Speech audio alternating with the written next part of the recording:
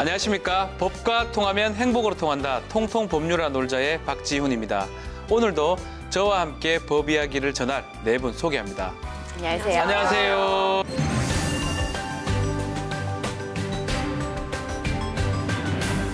정말 우리 오랜만에 좀 만나는 것 같죠? 그렇죠. 거의 국정감사 이후에 한 달 만에 방송을 하는 것 같아요. 방송 끝난 거 아닌가 이렇게 생각이 들었는데 그래도 살아난 것 같은 너무 기분이 좋고 날씨가 많이 좀 쌀쌀해졌습니다. 겨울이 성큼 다가온 것 같아요. 어때요? 맞아요. 날씨가 그새 금방 좀 쌀쌀해졌어요. 네네. 어떤 분은 간혹 겨울 코트를 입고 다니시는 분도 오전에 보이더라고요. 하지만 대부분의 분들이 보니까 이제 좀 도톰한 가디건이나 아니면 좀 멋스러운 트렌치 코트 이런 거 입으시는 분들이 계시더라고요. 이거 오늘 좀 주제를 딱 던지시는 것 같은데 제가 흥미로운 얘기를 하나 들려주겠습니다. 지금 말씀하신 트렌치 코트, 카디건에 그러죠? 어디서 유래된 패션인지 압니까? 모르시죠? 프랑스. 트렌치가 아니고 트렌치 코트. 이게 군대에서 만들어진 옷입니다. 예, 트렌치 코트예요. 프렌치 코트가 아니고요. 예. 이게 사실은 1차 세계전 당시는 참호를 트렌치라 그러는데 참호의 진흙탕과 추위로부터 몸을 보호하기 위해서 이 코트를 만든 것 같아요. 그래서 이 정통 트렌치 코트가 이 당시에 그 디테일이 좀 담겨져 있습니다. 뭐 예를 들어서 옷에 이렇게 보면 수류탄 거리를 할 수 있는 그런 장치도 있고요. 저도 찾아봤는데요. 네. 그 D자형 고리 있잖아요. 네네. 그 말씀하신 그 수류탄 고리더라고요. 맞아요. 그리고 여기 어깨에 덧대 있는 천 같은 거, 그거 같은 경우에는 소총 개머리판에 딱 밀착시켜서 하기 위해서 쓴 거거든요. 그리고 생각해 보면 우리 트렌치 코트 하면 베이지 색깔, 그쵸. 카키 색깔 이런 게 보통 많잖아요. 네네네. 우리 밀리터리 룩 하면 보통 그런 것들이 많으니까 좀 일금이 그리고 이제 그거예요. 결국은 트렌치 코트 색깔이 왜 그 색깔이냐면 참호 안에 들어가서 구별 안 가게 해야 되기 때문에 그 색의 옷을 입을 수밖에 없었다. 그래서 트렌치 코트는 이 색깔이 조금 갈색 계통이죠, 네네. 그죠? 야, 제가 지금 얘기를 하니까 군 생활이 좀 생각이 나요. 제가 오랫동안 군 생활을 했지 않습니까? 여러분들하고 또 군 생활 얘기를 하기 시작하면 진짜 한 일주일 동안 얘기해도 진짜 제 에피소드가 군에서 10만 개 정도 됩니다. 아니 매일 하루에 한 개씩 남자분들은 에피소드가 이 있어요. 군대 에피소드. 아니 저도 남편이 네. 카투사 나왔어요. 미군 부대. 그런 뭐 쉬워요. 거긴 쉬워요. 그러면서 막 자기가 훈련을 뭐 어떻게 했는데 뭐 달리기를 거기서 매일 했다는 둥 뭐 어쩌고 막 맨날 군대 얘기해요. 그건 쉬운 데고요. 예. 네, 남자분들은 군대 얘기 정말 많이 하셔서 저도 뭐 지금까지 만난 그 군필 네. 남성들에게 많은 이야기를 들었는데요. 근데 아세요? 여자들이 싫어하는 이야기. 1번 네. 군대 이야기. 2번 축구 이야기. 3번 군대에서 축구한 이야기. 저도 뭐 군대 축구를 상당히 많이 했었는데 근데 군대에서 축구 말고 별로 기억이 안 나요. 그래서 해주고 싶은 말이 별로 없어요. 군대에서 아주 축구를 하는 것 같아서 제 얘기를 한번 들어봐 주십시오. 이 국방의 의무로 군에서 청춘을 보낸 남자들 그 세계를 저희가 지금 좀 알려드리겠습니다. 최근에 남동생이 전역을 했거든요. 10월 초에 전역을 했어요. 아, 국방의 의무를 다하고 늦둥이 동생이 있어서 22살인데요. 의경으로 전역을 했어요. 네네. 근데 이 친구 같은 경우 요새 저한테 그렇게 귀가 따갑게 본인이 군대에서 겪었던 일들을 재미나게 해주고 있어요. 힘들다 그래요? 힘들었던 얘기를. 그러니까 의경이어서 아무래도 좀 복무가 일반 병들보다는 길고. 조금 쉬웠다고는 많이 하시는데 그때 한참 사회적 논란이 됐었던 윗분의 자제분이 의경의 어떤 그렇죠. 운전병으로 하시면서 코너링이 좋다던. 네. 그렇죠. 코너링. 그래서 그 코너링이 네가 많이 늘었냐. 저도 우스갯소리를 많이 물어봤는데 그런 것 때문에 아무래도 좀 군 복무 생활이 편치는 않았다고 아쉬움을 토로하더라고요. 이 건강하게 이제 멋지게 군에 다녀온 우리 남동생 박수를 드리고 싶고 이처럼 우리 남자들은 군 복무하는 것이 대한민국 헌법 제39조 1항에 정해진 의무입니다. 그래서 오늘은 국방의 의무, 우리 남자들의 얘기를 좀 여성 군인도 있긴 합니다. 많이 있습니다.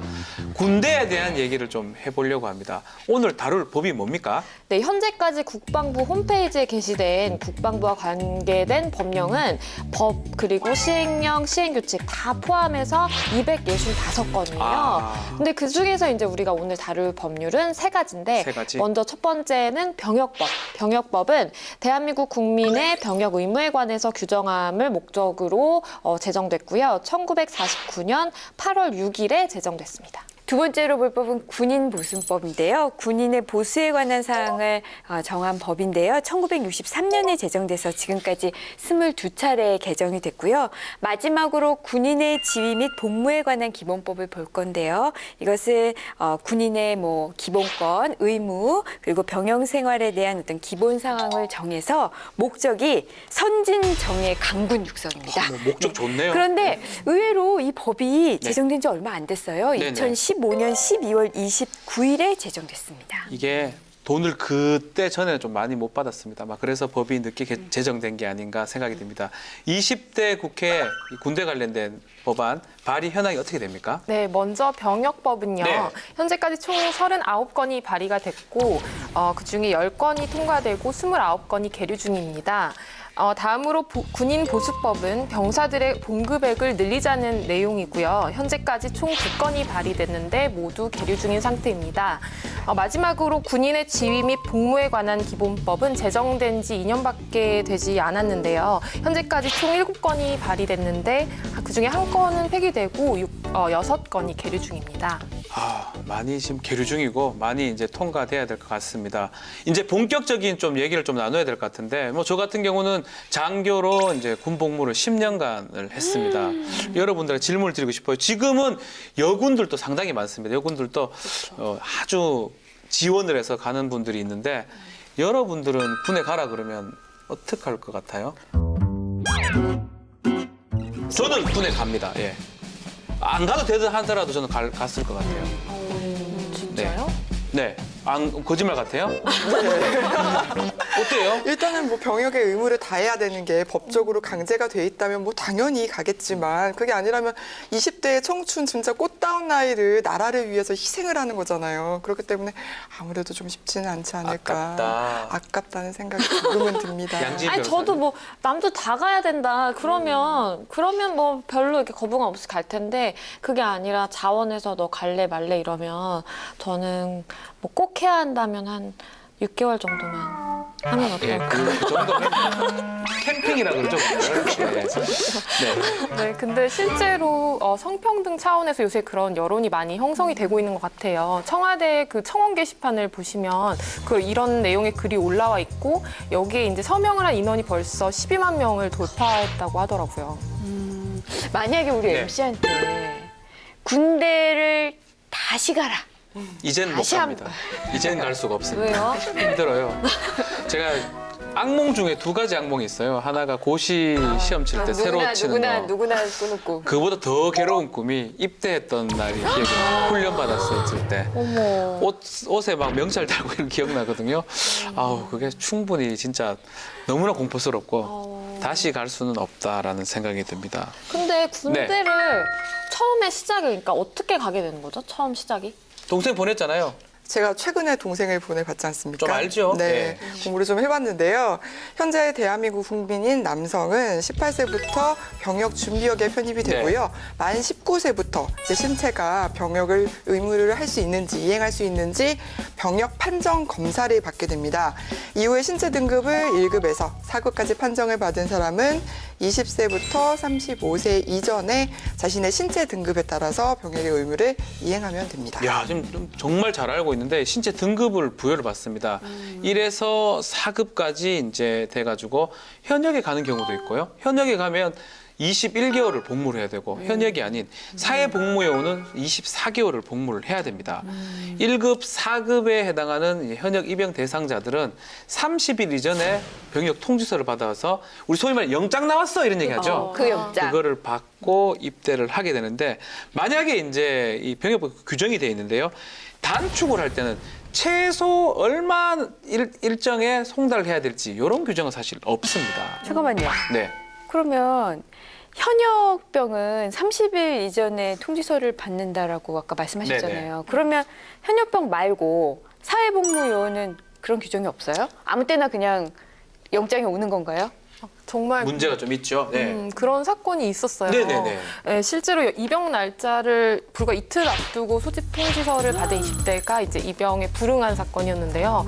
사실 1심에서는 유죄로 이게 판단이 됐었고, 근데 2심은 연기 신청을 할 그 시간마저 주지 않은 거다라고 해서 이제 무죄 판결을 했다고 합니다. 이건 무죄죠. 아니 다른 것도 아닌데 이틀 전에 이게 무슨 소풍 가는 것도 일주일 전에는 알려줘요.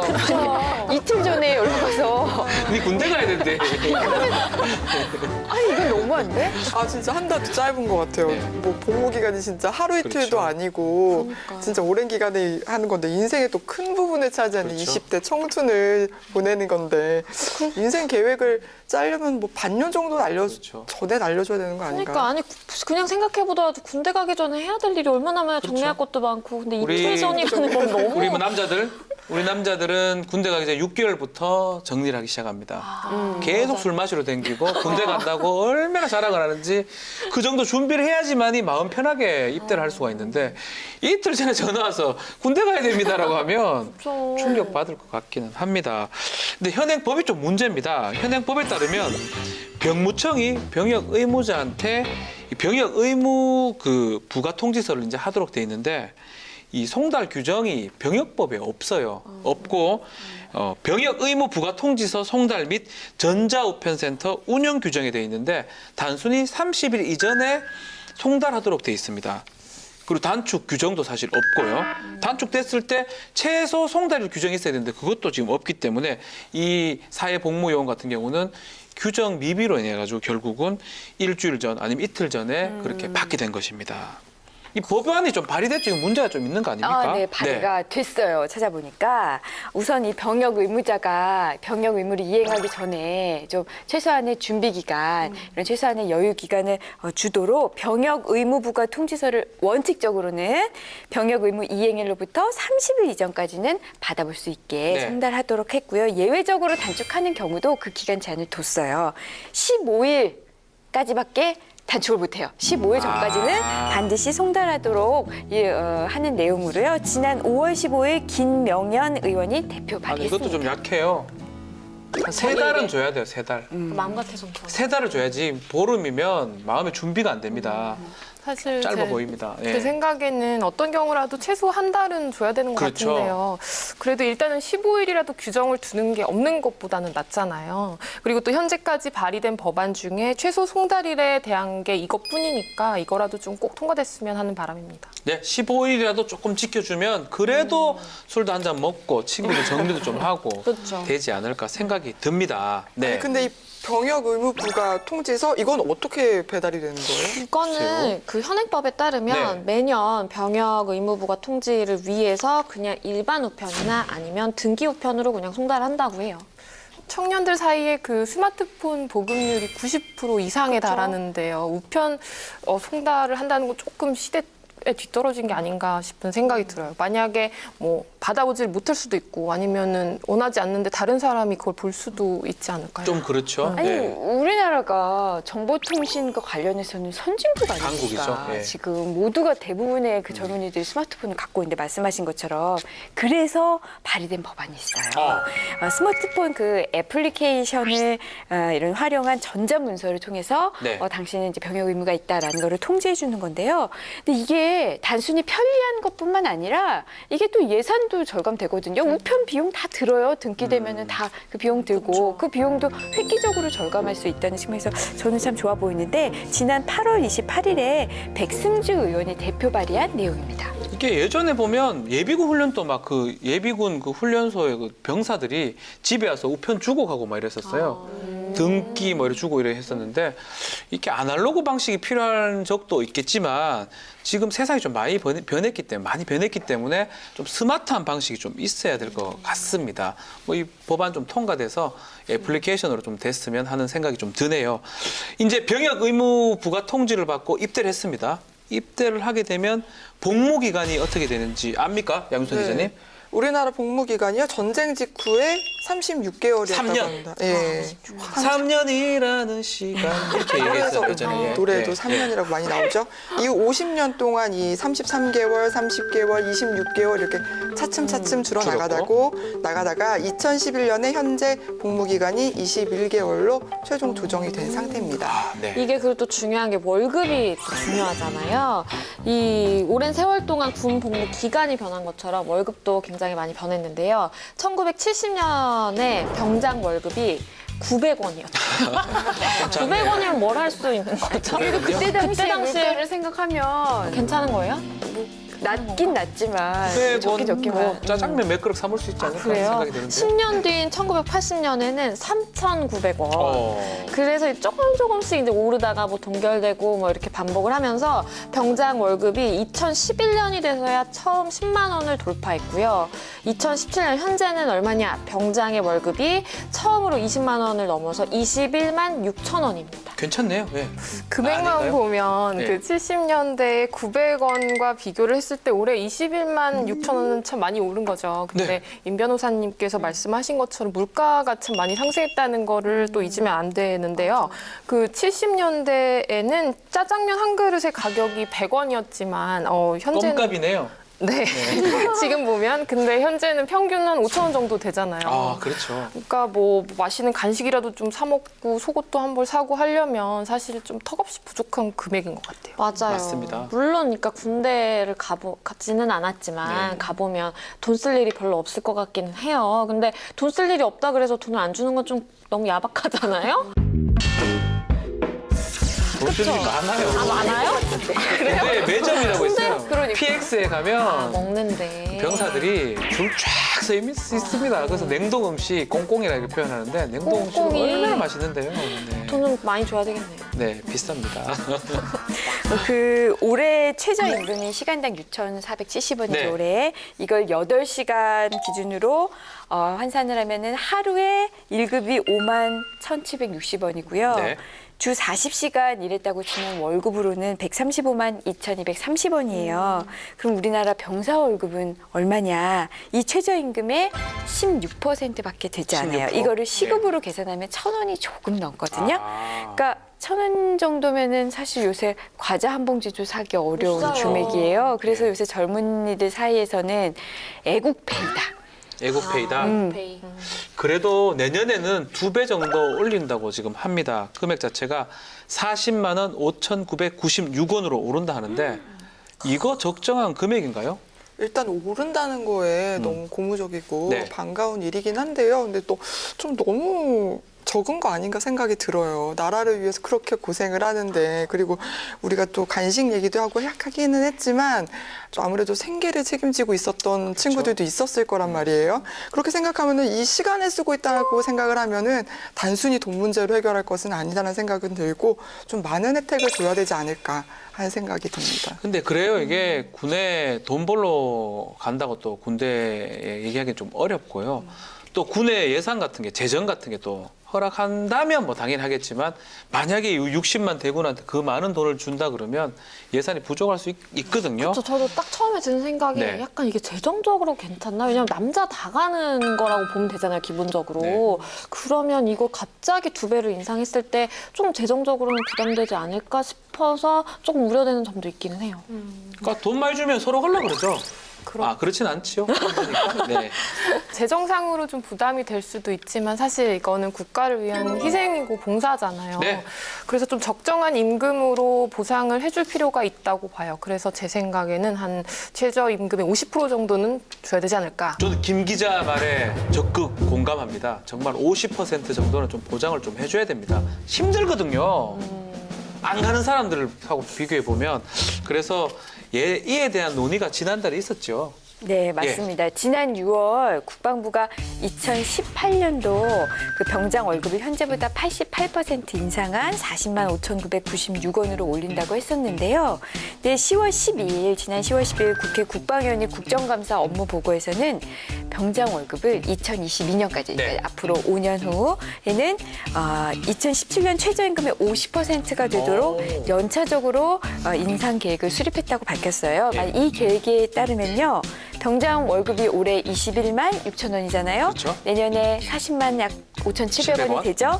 2022년에는 67만 6,115원으로 오른다고 합니다. 와, 많이 오르는 것 같아요. 그러니까 일단 네. 봉급이 오르는 건 굉장히 환영할 네네. 만한 일인 것 같아요. 네. 그러니까 자세히 살펴보면은 2022년에 2017년 최저임금이 50%를 주겠다는 거거든요. 5년이나 차이가 나는데 5년 후 최저임금이 10,000원이 될지 20,000원이 될지 누가 알 수 있어요. 그리고 또 물가 상승률을 고려하지 올라가면. 않았다는 점이 좀 문제가 될 것 같긴 합니다. 그래도 지금 당장은 좀 좋아 보이는데 이게 뭐 완전 마음에 드는 그런 상황은 아닐 수도 있다 생각이 드네요. 그렇죠. 이게 사실 해외를 보면요. 해외, 예. 네네. 국회 입법수사처의 자료가 있는데 해외를 보면 현재 우리나라 병사 봉급이 아까 이제 최저임금이 16% 정도 된다고 하셨잖아요. 중국은 34%고요. 네. 대만은 33%, 베트남 27% 뭐 이 정도 수준이에요. 근데 놀라운 것은 브라질은 80%, 그리고 이집트와 태국은 100%. 그러니까 최저임금 100%딱 맞춰주는 야, 거죠. 이 태국 좋네요. 그쵸. 이집트. 네. 태국은 또 제비뽑기로 징병이 된다고 해요. 추천이에요. 네, 추첨. 근데 이제 추첨해요, 이렇게? 네, 근데 뽑힌 사람은 참 운이 없다고 생각이 야. 될 텐데 그래도 군대 가면 돈 걱정은 조금 덜하지 않을까 다른 나라. 아니 그래도 제비 뽑아도 그 돈은 받으니까 네. 최저임금 정도는 받으니까 뭐 조금 덜 걱정스러운데 참 놀랍습니다. 우리나라나 비교해 보면 이집트, 태국 같은 경우는 참 놀랍네요. 우리나라도 이제 이 임금 병사들에 대한 봉급을 올리는 계획을 지금 짜고 있는데 아직까지는 최저임금에 아주 못 미치는 그런 상황입니다. 그래서 발의된 법안이 있죠. 네, 있습니다. 네. 우리 그 일반 병사들의 좀 사기도 올리고 복무도 충실하게 하고 또 그렇게 열심히 자기를 희생하면서 복무를 하는데 정당한 대가를 지급해야 되지 않겠느냐 이런 취지에서요. 병사의 봉급액을 최저임금법에 따라 고시되는 최저임금액의 40% 이상 수준으로 정하자라는 내용으로요. 작년 12월 16일 김종대 의원이 대표 발의한 개정안이 있습니다. 조금 쉽게 말하면 법으로 아예 그냥 딱 못 박는 거네요. 40% 최저임금이 올라가면 무조건 거기에 맞춰서 40%는 줘야 된다. 법안이 통과된다면 병사들한테 아주 더 월급을 좀 더 많이 줄 수 있지 않을까 생각이 좀 듭니다. 지금 입대 통지부터 해서 이제 복무 기간까지 얘기를 하고 또 봉급까지 얘기를 했습니다. 이거 다 해결하면 이제 군대 가고 싶습니다 할 수 있습니까? 다른 또 문제는 없나요? 저는 그 대학 때 처음 남자친구를 군대에 지금 보냈었는데 결혼했진 않죠?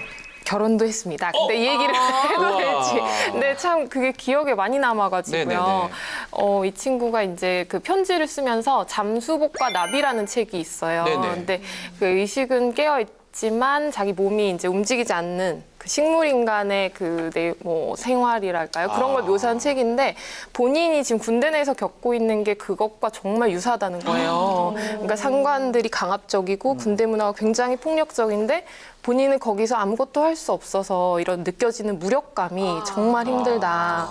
그때 그 얘기를 이렇게 썼는데 아직도 되게 기억에 남아요. 지금 눈물 흘려. 지금 남편이 맞아요? 아닐 수 있죠, 남편이. 아니라고요? 남편이. 남편이죠, 뭐. 남편이라고 생각. 군 검사도 하고 군 판사를 하면서 특히 이제 이 여자친구 문제로 탈영을 하게 되면 봐줍니다, 제가. 다른 건 안 봐줍니다. 여자친구 문제 딱 그거거든요. 자기가 해결할 수 없어요. 너무나 고통스러운 거예요. 근데 본인 생각에는 나가면 해결이 될 거라고 생각을 하기 때문에 탈영을 합니다. 제가 엄청 혼을 내고 결국은 봐줍니다. 그 대신에 사랑은 지나가는 거라고 설명을 해줘요. 사랑은 움직이는 거다. 그럼 이제 복무를 열심히 하더라고요. 그래서 이 안에 있으면 상당히 고통스러운 경우가 복무하면서 많아요. 그러니까요. 저도 네. 동생이 군대 갔을 때 되게 걱정을 많이 했던 게 생각이 나요. 왜냐하면 네. 뭐 어떻게 해줄 수 있는 게 없잖아요. 바깥에서도. 그렇죠. 그러니까 어느 보직으로 가는지 뭐 얘는 이제 공군이었는데 어느 비행장으로 가는지 막 이런 거에 엄청 이제 신경을 많이 썼던 게 기억이 나요. 편지도 많이 쓰고 하지 않나요? 저 편지 엄청 썼죠. 와. 뭐 읽어봤는지는 모르겠지만 왜냐면 뭐 누나가 주는 거 의미 없잖아요, 크게. 그래서 자랑을 반대로 해요. 여자친구인 척하면서 이렇게. 그래서 저는 자랑하고 최근에 보냈잖아요. 다행이죠. 예. 최근에 보내니까 인터넷 게시판에 그거를 프린트해서 출력해서 나눠주신대요. 네. 근데 많이 받으면 많이 받을수록 인기가 많고 어깨에 뽕도 이렇게 좀 들어가고 그런 거여서 누나들이 정말 신문 기사까지 막 그만 복사해가지고 붙여서 일부러. 풍성하게 많이 받아봐라. 그렇게 노력을 많이 또 했었는데. 이제 누나가 좀 이쁘잖아요. 네. 상당히 인기가 좋아집니다. 이 고참배우들은 인기 좋아지는데 그래서 가짜 누나를 이렇게 하다가 걸려서 그런 경우 제가 본 적이 있습니다. 가짜 모델 딴 사람 얼굴을 갖고 우리 누나다 누가 뭐 닮지 않았는데 누나라 하길래 알고 보니까 아니었던 그런 사례도 있었습니다. 얼마나 군대 생활이 힘드니까. 힘들었으면 네. 선임병한테 얼마나 예쁨 받고 싶었으면 가짜 누나까지 등장했겠습니까? 너무너무 근데 저는 힘듭니다. 사실 저도 이제 남동생이 군대를 예전에 갔었을 네. 때 저도 동생한테 많이 신경을 썼는데 그 가짜 누나를 등장시킬 만큼 그 마음이 이해되는 게 네. 저도 또 그 상사나 아니면 동료들한테 괜히 좀 예쁨을 받았으면 좋겠다. 그렇죠. 예, 그런 마음에 저는 나름대로 이렇게 좀 신경 써서 막 간식 같은 거 보내주고. 왜냐하면 간혹 거기서 부당한 대우를 받는 이야기들이 속속 들리니까 들리죠. 언론에서 네. 최근에 공관도 그렇죠. 있잖아요. 이게 문제예요. 그 깜짝 놀랐어요. 만약에 정말 내 동생이나 아니면 뭐 내가 만약 아들이 있어. 가서 내가 여기서 이렇게 잘해줬는데 잘 예쁘게 키워서 군대에 보냈더니 거기서 그렇게 얼토당토 않은 정말 너무도 불합리하고 부당한 대우를 받았다, 네. 받는다라고 하면 못 참을 것 같아요. 지난 8월에 있었던 사건이죠. 이 육군 대장입니다. 대장 부인이 공감병한테 갑질을 했던 그런 사건이 밝혀져서 아주 충격을 주고 있는데요.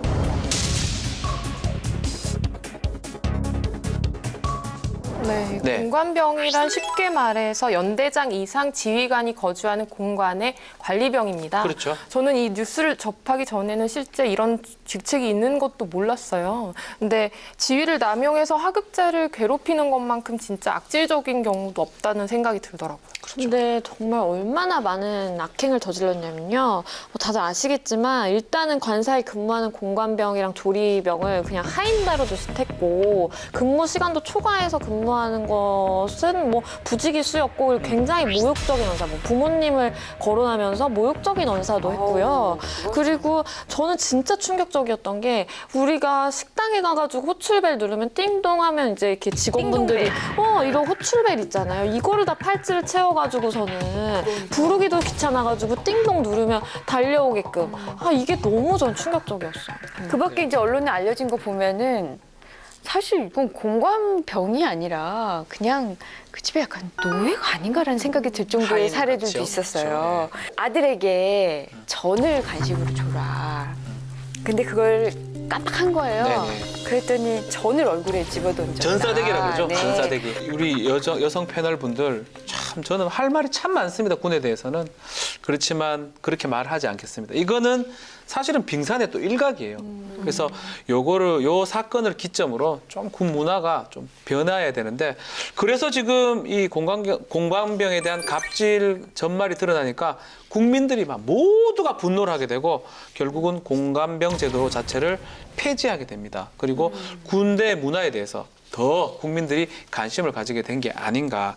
그래서 이 폐지된 제도들도 사실 좀 많죠. 그렇습니다. 군복무 중에 이제 성매매 의혹으로 무리가 막 일어나니까 지난 2013년에 연일병사 제도가 폐지가 네. 됐고요. 그리고 다들 이제 아시다시피 의경 복무 중이던 빅뱅의 이제 탑 씨의 그 대마초 사건이 있었잖아요. 그 사건이 일어나니까 또 내년부터 연예 의경이 또 폐지가 돼요. 그래서 이렇게 계속해서 문제가 생기면 폐지하고를 하는데 저는 여기서 이제 드는 생각이 과연 그냥 폐지한다고 이게 끝날 문제인가? 그냥 근본적인 해결책 없이 그 당시만 조금 이렇게 넘기려는 거 아닌가라는 생각이 들어서 좀 아쉬워요. 근본적 해결책이 아니다. 뭐 그 말씀 같네요. 네. 공관병 제도가 폐지된다고 해서 정말 이런 갑질 문화가 문제가 하루아침에 사라지진 않는 것 같습니다. 실제로 공관병 갑질 사건 이후에 음주 실탄 사격으로 논란을 빚은 육군 중령이 있었는데요. 이 사람은 부사관에게 본인 아들을 위한 축구 골대 제작을 시키거나 뭐 골프 연습장을 보수하라는 작업도 시켰고요. 또 본인의 사비로 관사에 필요한 가구를 만들게 하고 또 치료비가 한 200만 원이 나온 이 자기 애완견 그 병원비를 부담하게 하기도 했다고. 야, 뭐 심각한데요. 음주해가지고 병사들한테 막 실탄 사격하고 이랬는데 이 선수 진급도 해가지고 좀 문제가 많이 됐습니다. 뭔가 근본적인 해결책이 필요한 것 같은데요. 그래서 발의된 법안이 있죠. 우선 현행법에 따르면요. 군인은 어떠한 경우에도 직권을 남용해서는 안 된다라는 규정이 있어요.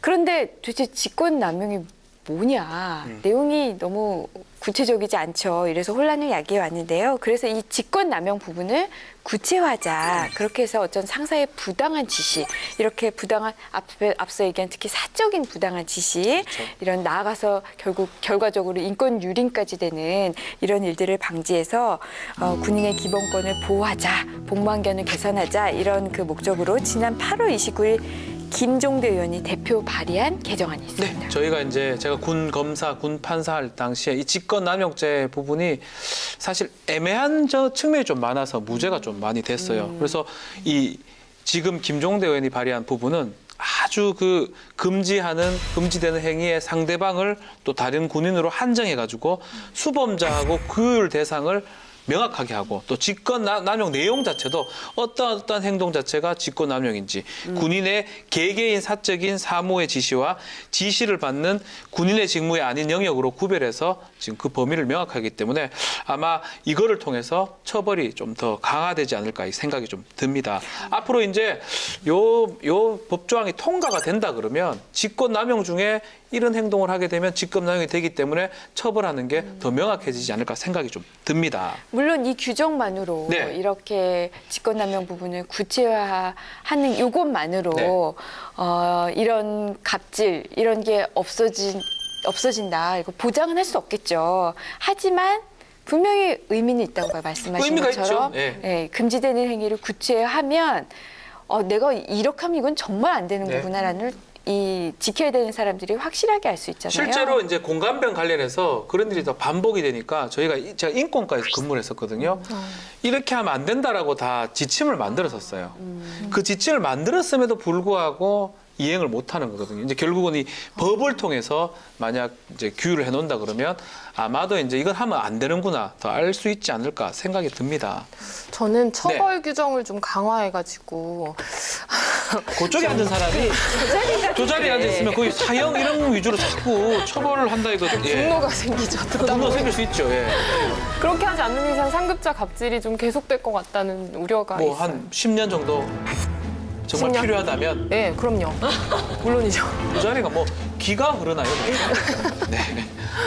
아니 저는 네. 뭐 사실은 군대라는 곳에서 군기라는 게 필요할 부분이 있잖아요. 왜냐면 필요하죠. 전쟁 네. 우리가 전시를 대비해야 되는 거니까. 그래서 군기가 분명히 필요한 부분은 있는데 이제 그 군기라는 이름 하에 너무 불필요한 사적인 것까지 막 다 시키고 말도 안 되는 일들이 벌어지니까 말씀하신 것처럼 이렇게 세부적으로 가이드라인을 그 규정을 하는 것 자체가 큰 의미가 있을 것 같고 그게 잘 마련이 된다면 행동하는 사람도 좀 경각심을 가지고 행동할 수 있지 않을까 싶어요. 맞습니다.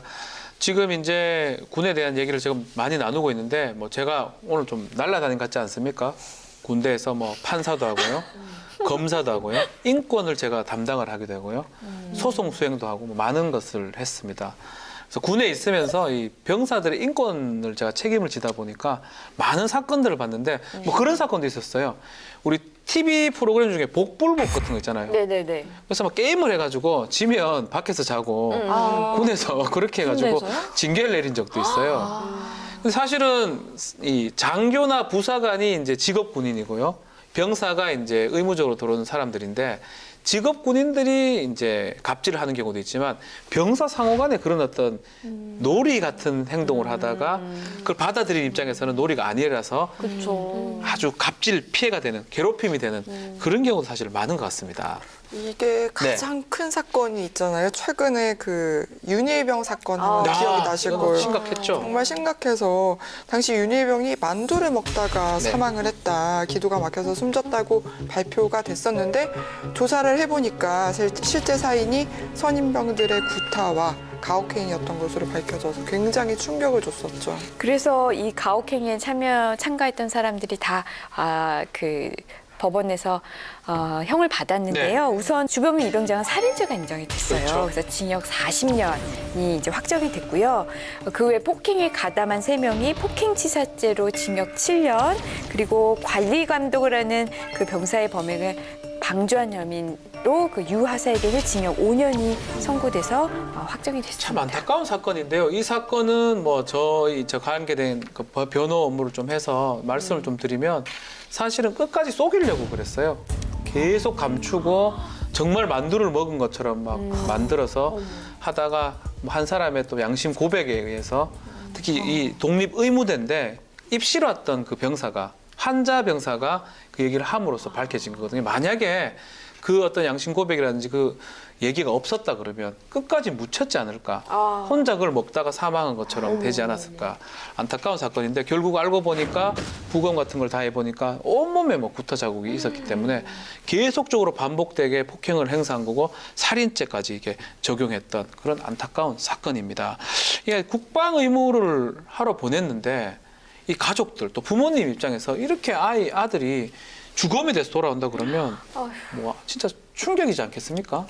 정말요. 저는 그 군대에서 일어난 사건 네. 관련 뉴스만 접하면 정말 너무 가슴이 먹먹해지는데 이 또 찾아보니까 이런 사건이 있었음에도 불구하고 군대 내 폭행이나 뭐 폭언 이런 행위는 전혀 줄어들고 있지 않더라고요. 네. 국방부가 제출한 2012년부터 최근 5년간 군내 폭언, 욕설, 폭력 및 가혹행위 현황에 따르면요. 군대 내 폭행은 2014년 947건, 2015년 800건, 2016년 6월까지 349건이 발생해서 연평균 740건에 이릅니다. 근데 왜 이렇게 계속해서 줄어들지 않고 발생을 할까 이런 일들이 생각을 해보면 제대로 처벌을 받지 않아서 그런 것 같아요. 실제로 처벌을 어떻게 받았나 자료를 네. 보면 실형 선고를 받아가지고 진짜 정말 실형까지 산 경우는 지난 5년간 55건밖에 안 돼요. 그래서 전체 한 3,800여 건 정도가 되는데 여기서 1.4%에 불과하고요. 그러면 뭐 벌금형까지 포함을 시켜보면 어떨까?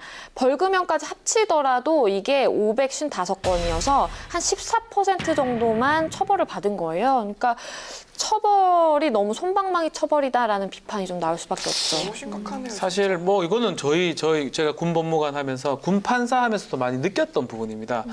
근데 이제 폭행 사고가 일어나고 뭐 상해 사고가 일어난다고 해서 그 사람을 집행유예나 뭐 실형을 해버리면 연금을 또 못 받게 됩니다. 또 그런 또 문제점도 있고 그럼에도 불구하고 좀 처벌을 강화를 해야 되는데 그걸 못했기 때문에 또 반복되는 게 아닌가. 그러니까 지금 같은 경우는 그래도 많이 처벌하고 있고요. 그래서 엄벌하기 때문에 폭행이나 이런 것들이 많이 줄고 있는 게 좀 사실입니다.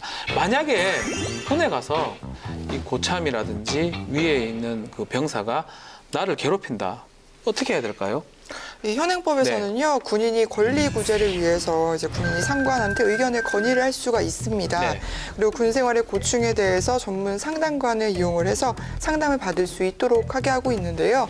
근데 문제는 이 의견 건의 제도 같은 경우에 상관이 군인의 건의를 14일 동안 검토하도록 하고 있어요. 그래서 검토 기간 너무 불필요하게 길게 잡고 있는 것은 아닌가 그런 생각이 이게 들더라고요. 우리가 소위 말하는 소원술이라 하는 거거든요. 네. 여기 다 모를 거예요.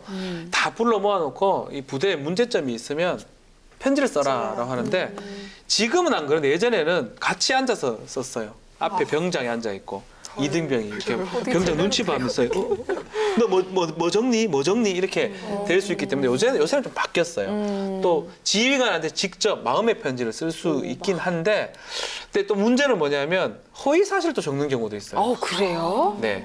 그래서 여러 가지 사실 군에서도 많은 해결책을 좀 두려고 하긴 하는데, 그거에 대해서는 아직까지는 고충 처리 제도를 통해서 지금 할 수 있다 이렇게 봅니다.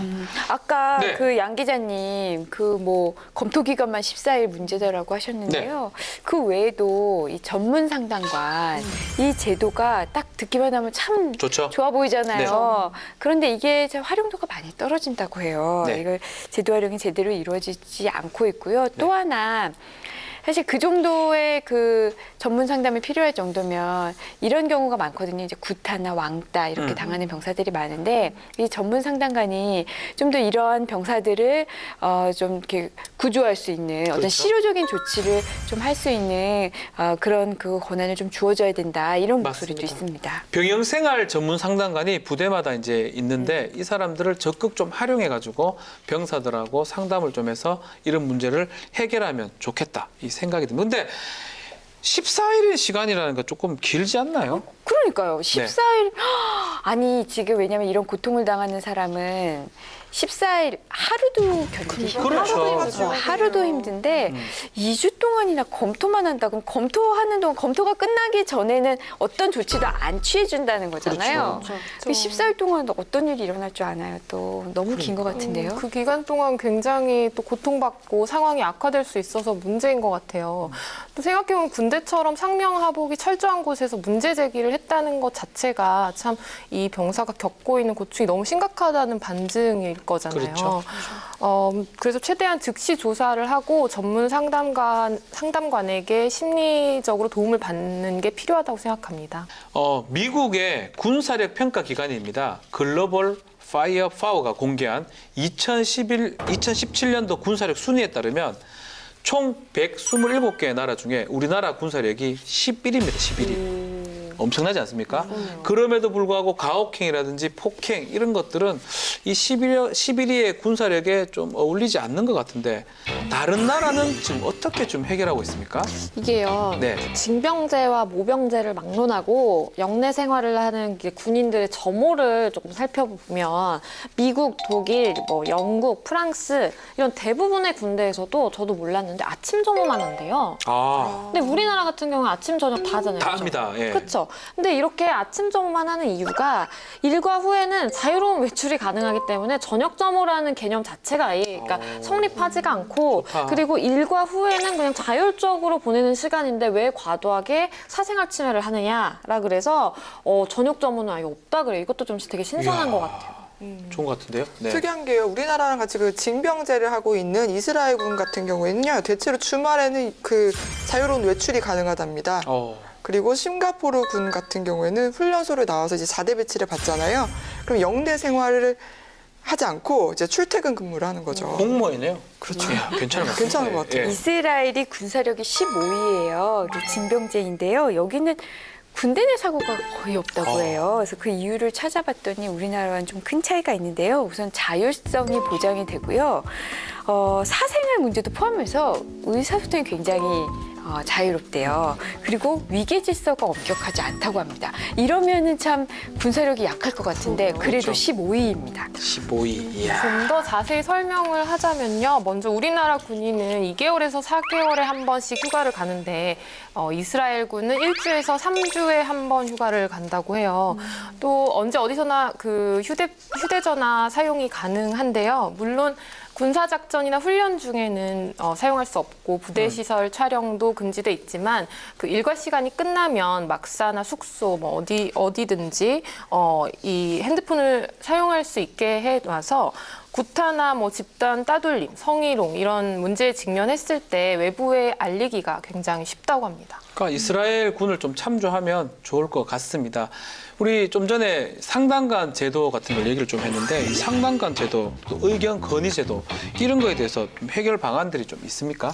지금 시행하고 있는 그 의견 건의 제도와 네. 전문 상담관 제도를 보완해서 군인의 권리 구제에 보다 효과적으로 기여를 하자라는 취지로 사실은 지난 8월 10일에 김병기 의원이 대표 발의한 법안이 있는데요. 이제 그 내용을 조금 살펴보면 네. 먼저 아까 의견 건의 검토 기간이 너무 길다라는 지적이 우리끼리도 그렇죠. 있었잖아요. 14일에 그랬죠? 예. 네, 기존 14일에서 이거를 3일로 단축하게 하는 그 내용이 있고요. 그리고 군인의 이제 건의 사항이 전문 상담관의 의견은 상담이 필요하다라고 딱 판단이 되면 즉시 전문 상담관의 상담을 받을 수 있도록 하는 내용도 있고요. 그리고 마지막으로 전문 상담관이 이게 이제 격리가 필요한 경우가 있을 수가 있어요. 사실은 왜냐하면 폭행 가해자가 이제 피해자랑 같이 계속 있는 거는 조금 불합리하잖아요. 그래서 그렇죠. 전문 상담관이 직접 군인을 격리시켜 달라라고 부대장에게 요구할 수 있다는 그런 내용도 포함되어 있습니다. 네, 이런 법안들 꼭 통과돼서 눈물 흘리는 우리 군인들이, 우리 병사들이 없도록 했으면 좋겠습니다. 오늘 입대 과정부터 여러 가지 살펴봤는데 좀 힘든 얘기만 좀 한 것 같아서 제가 마음이 좀 무겁습니다. 마지막으로 이 군인들, 또 입대할 수 있는 이 군인들한테 도움이 될 만한 정보를 좀 전해드리겠습니다. 취업 맞춤 특기병 제도라는 게 있어요. 딱 들어 좋아 보이는데요? 딱 들어도 좋아 보이죠. 이게 2014년도에 시행되고 있는 제도인데 이게 네. 확대될 예정이라고 합니다. 이 제도가 어떤 제도냐면요. 지금까지는 내가 어떤 기술이 있어요. 그러면 병역 의무로 그 기술병으로 이제 갈 수 있었잖아요. 그렇죠. 그럼 기술이 없던 사람은 그럼 기술병으로 못 가는 게 우리가 생각하는 거잖아요. 이 제도는요.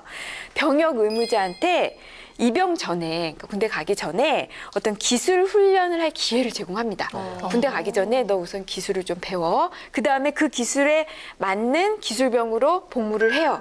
그리고 여기서 그러면 경력을 쌓게 되겠죠. 그리고 나와서 전역한 뒤에는 취업 같은 그런 것을 돕습니다. 이야. 그래서 현재 1,472명이 이걸 이용해서 군 복무를 하고 있고요. 991명이 기술 훈련을 통해서 입영을 대기하고 있어요. 991명은 기술을 지금 쌓고 있어요. 그리고 전역자가 502명인데요. 이 중에 252명, 절반인 정도가 이미 취업을 했다고 합니다. 이야, 괜찮네. 저도 기사에서 본 적이 네. 있는데요. 한 청년이 6개월 정도를 그 기술 훈련을 거쳐서 이제 복무를 했어요. 차량 정비 분야의 특기병으로 복무를 했는데요. 그리고 복무를 마치고 나서 한 2개월 정도 준비를 해서 그 경력을 살려서 해외 유명 그 자동차 브랜드인 B사에 B사. 취업을 성공했어요. 우와, 이거 군에서 도움을 주네요. 네. 이 제도는 2017년 국민이 뽑은 대표 브랜드 30선에 선정이 와. 돼서요. 각 부처 국정과제 실행 계획으로 선정이 돼서 지금 활발하게 이제 추진 중인데요. 올해 취업 맞춤 특기병 모집 인원은 1,800명이래요. 그래서 전년 대비 한 38.5% 정도가 늘어났다고 하고요. 그리고 기존에는 좀 제한이 있었어요. 고졸 이하만 이제 지원을 할 수가 있었는데 앞으로는 더 확대를 해서 뭐 폴리텍 대학 아니면 방송통신대 졸업자까지 포함을 해서 자격을 확대한다고 합니다. 네, 또 4월부터 12월까지만 가능했었는데 이제 그 제한을 없앤다 그러거든요. 그렇기 때문에 아마 군 복무로 인해서 취업이 좀 어렵다고 단절이 된다고 생각했던 사람들은 관심을 가지면 좋을 것 같습니다. 자세한 내용은 병무청 홈페이지를 참조하시기 바라고요. 우리 이야 하나 더 좀 알려주십시다. 좋은 거 뭐 없습니까? 하나 더 있습니다. 네. 지난 7월 1일부터 전투 또는 작전 중 부상으로 신체 장애를 입은 유공 신체 장애 병사를요 부사관으로 임용할 수 있도록 하는 법령이 이제 시행 중입니다. 법령이 개정되기 전에는요 전투 또는 작전 관련 훈련 중 부상으로 신체 장애를 입은 경우에는 현역 복무를 희망해도 계속 복무를 할 수가 없었습니다. 네, 그래서 국방부가 이런 제도적 미비점을 해결하고자 이런 제도를 만들었는데요. 이제 이 유공신체장애 병사 예비역을 포함해서요. 그분이 희망을 하면 소정의 절차를 거쳐서 부사관으로 임명될 수 있게 하는 건데요. 뭐 이게 된다면 아무래도 이제 나라를 위해 헌신한 분들에 대해서 이제 예우를 하는 것도 될 테고요. 또 그 현역 군인들의 어떤 복무 의욕도 고취될 것으로 이제 기대가 되고 있는데 이제 자세한 내용은 각 군의 그 모집 공고를 참조하시면 되겠습니다. 네, 오늘 우리 국방의 의무 또 군인에 대해서 좀 얘기를 나눠봤는데 이 법안들이 많이 대기 중인 것 같아요. 이런 법안들은 다른 법안도 좀 통과가 돼야 되지만 이런 법안들은 좀 우선적으로 통과가 돼야 되는 게 아닌가. 또 군 생활하는 우리 가족들 또 아들들 한번 생각할 수 있는 기회가 아니었나 생각이 듭니다. 지난 8월 달에 합참의장 이침식에 참석한 문재인 대통령은요. 앞으로 국가와 국민을 위한 군의 충성과 헌신에는 국가가 끝까지 책임지는 제도와 문화를 만들겠다라고 이렇게 말씀을 했습니다. 이 말처럼 나라를 위해서 청춘을 바치는 군인의 희생이 헛되지 않기를 바라면서요. 지금도 나라를 위해 불철주야 고생하는 국군 장병 여러분 너무너무 감사합니다. 그럼 다음에도 행복으로 통하는 법 이야기를 가지고 돌아오겠습니다. 감사합니다. advice, and I'm looking on the bright side and balancing the whole thing. 'Cause you and